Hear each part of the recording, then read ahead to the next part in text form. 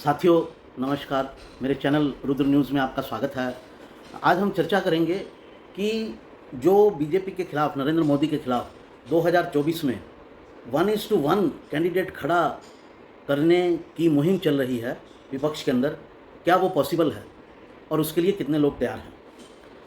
इसे लेकर एक मीटिंग जो है वो पटना में बुलाई गई थी पिछली 12 तारीख को, और पिछली मतलब जो 12 तारीख अभी गई है, लेकिन इसमें बहुत सारे लोगों ने आने से इनकार कर दिया। तो उसके बाद इस मीटिंग को पोस्टपोन कर दिया गया है 23 जून के लिए। तो 23 जून को पटना में अब जो है सभी बड़ी पार्टियों के बड़े खिलाड़ियों ने यह अनुमति अपनी जाहिर कर दी है कि वो इस मीटिंग में शामिल होंगे। तो 23 तारीख की जो मीटिंग है वो बहुत इंपॉर्टेंट है। लेकिन इसमें जो सबसे बड़ा सवाल है, जब 12 तारीख की मीटिंग थी तो राहुल गांधी ने पहले हामी भरी थी उसमें शामिल होने की, कांग्रेस के बड़े नेताओं ने हामी भरी थी, लेकिन बाद में वो पीछे हट गए। और इससे जो है बिना कांग्रेस के कोई ऐसा फ्रंट बन नहीं सकता जो उपयोगी हो, क्योंकि कांग्रेस ही जो है वो सब राज्यों में एक तड़का का काम कर रही है। या तो वो मेन पार्टी है, जैसे one of the main party है, जैसे अगर देखा जाए तो हिमाचल प्रदेश में, पंजाब में वो अपोजिशन की मेन पार्टी है, हिमाचल में वो रूल कर रही है, हरियाणा में वो मेन अपोजिशन है, राजस्थान में वो रूल कर रही है, मध्य प्रदेश में वो मेन अपोजिशन है, छत्तीसगढ़ में रूल कर रही है, झारखंड में वो पार्टनर है, रूलिंग पार्टनर है, उसी तरह से बिहार में वो रूलिंग पार्टनर है। इसके अलावा जहाँ वो तड़के का काम कर रही है वो बताता हूँ आपको। जैसे वेस्ट बंगाल है, वहाँ उसकी जो भूमिका है वो तड़के की है। अगर वो अलग लड़ती है तो कुछ वोट काटती है, और अगर वो साथ में लगेगी तो टीएमसी के जो तृणमूल कांग्रेस है उसके वोटों में कुछ इजाफा करेगी। ऐसे ही नॉर्थ ईस्ट की कुछ स्टेट्स हैं जिनमें वो ये काम कर सकती है, और ऐसे ही और जैसे महाराष्ट्र में वो एक घटक दल है अपोजिशन का, और काफ़ी जगह वो उसका अपना एक वोट है जहाँ वो या मेन प्लेयर नहीं है, तो काफ़ी सारी स्टेट के अंदर उसका एक वोट बैंक है जो रूलिंग पार्ट एक जो कंपटीशन देने के लिए बीजेपी को एक तड़के का काम करता है काफ़ी स्टेट में। इस पर किसी दिन स्टेट बाय स्टेट मैं चर्चा करूँगा आप लोगों के लिए, तो कि कहाँ कहाँ पर वो one of the main player है और कहाँ कहाँ वो तड़का है। तो इसलिए ये तड़का जो है ये थर्ड फ्रंट को चाहिए।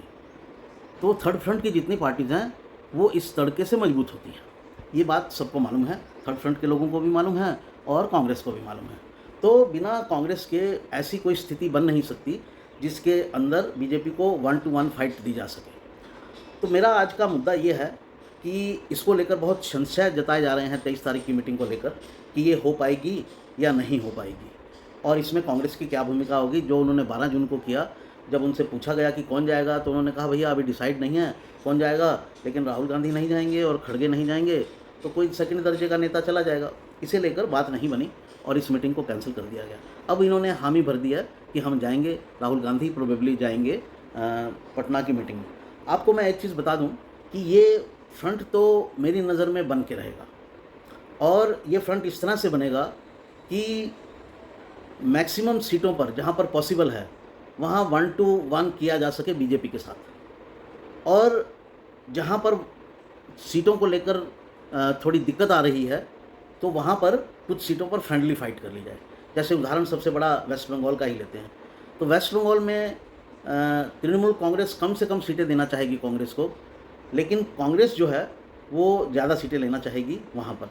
तो अगर कांग्रेस आ जाती है साथ में तृणमूल के, तो मान लीजिए 5 सीटों पर वो अपना सपोर्ट में लड़ लेती है और 5 सीटों पर फ्रेंडली फाइट हो जाती है, तो वहाँ 42 सीटें हैं, तो 32 सीटों पर 1-1 फाइट हो गई बीजेपी से, और 5 सीटों पर 3 फ्रंट फाइट हो गई। तो इस तरह का कोई फार्मूला जो है वो निकालने की कोशिश की जाएगी कि मैक्सिमम सीटों पर 1-1 फाइट दी जा सके, जिन पर 1-1 फाइट नहीं दी जा सकती है उन पर फ्रेंडली फाइट आपस में कर ली जाए और उसे फ्रेंडली फाइट का नाम दिया जाए। ऐसा भारतीय इतिहास में पहले भी हो चुका है। जब 1900 जब वीपी सिंह की गवर्नमेंट आई थी 1989 के आसपास, तो उस चुनाव में भी बहुत सीटों पर एग्रीमेंट नहीं हो पाया था 1-1 लड़ने का। तो बीजेपी और जो लोकदल के तहत या जनता पार्टी के तहत जो वोट लड़ाई लड़ी गई थी, अपोजिशन का जो नाम था, तो उसमें 1-1 फाइट दोनों में होती थी। तो ये पहले भी हो चुका है और इस बार भी यही होगा। मैं एक चीज़ जो मुझे लगती है, मैं ये क्यों कह रहा हूँ, पूरे मेरे विश्लेषण का जो आधार है वो ये है कि राहुल गांधी जो हैं वो 1-1 फाइट के लिए कीन हैं। जब वो यूएस गए थे तो उन्होंने कई मीटिंग्स में ये कहा कि हम एक मोर्चा बना रहे हैं, उसमें हम 1 to 1 फाइट देंगे बीजेपी को और उसे हराएंगे। ये उन्होंने कई बार इस बात को दोहराया और यूनाइटेड एक अपोजिशन क्रिएट किया जाएगा जितना भी हो सकता है, कि इसकी बात भी उन्होंने की। तो उससे साफ लगता है कि राहुल जो है इस बात पर कीन है कि 1 to 1 फाइट बीजेपी को दी जाए। अगर राहुल कीन है तो कांग्रेस में कोई उनको रोक नहीं सकता है कि वो उनकी इस बात को, अगर राहुल ने मन बना लिया है तो वो बात होकर रहेगी, फिर चाहे ऊपर नीचे थोड़ी सी एडजस्टमेंट नेगोशिएशन के दौरान हो, लेकिन वो बात होकर रहेगी। तो इस बात की पूरी संभावना है कि बीजेपी के खिलाफ 1 to 1 मोर्चा तो बनेगा, क्योंकि सारे लोग इसमें इंटरेस्टेड हैं और सबको मालूम है कि मल्टीपल फाइट में हम नरेंद्र मोदी को नहीं हरा सकते, हम जो हैं वो हार जाएंगे उसमें। तो ये एक बड़ा विषय है, ये एक बड़ा मुद्दा है। इसलिए जो 23 तारीख की मीटिंग है उसमें कुछ ना कुछ पॉजिटिव निकलने की उम्मीद मुझे लगती है, और अगर नहीं कर पाएंगे तो अपने पैरों पर कुल्हाड़ी मारेंगे, ऐसा तय है। तो 23 तारीख एक इम्पोर्टेंट डेट होगी और उसमें ये देखा जाएगा कि आखिरकार ये जो बड़े नेता बैठते हैं तो ये कौन सा फार्मूला निकाल पाते हैं, कौन सा कोई ब्रॉडर एग्रीमेंट कर पाते हैं या नहीं कर पाते हैं, या फिर आपसी फुटबॉल में ही ये जो है ये मीटिंग भी ख़त्म हो जाती है। नमस्कार साथियों, मेरे चैनल को सब्सक्राइब कीजिए, नोटिफिकेशन की बेल दबाइए। अगर आपको वीडियो पसंद है तो इसे शेयर कीजिए। नमस्कार।